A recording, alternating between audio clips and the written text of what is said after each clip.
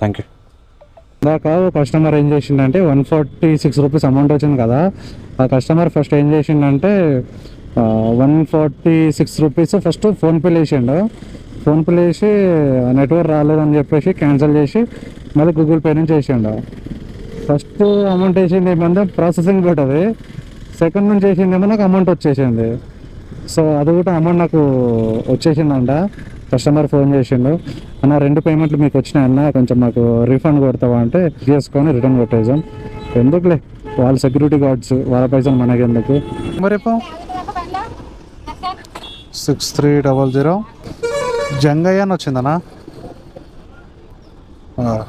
143 అది 143 అది 146 140.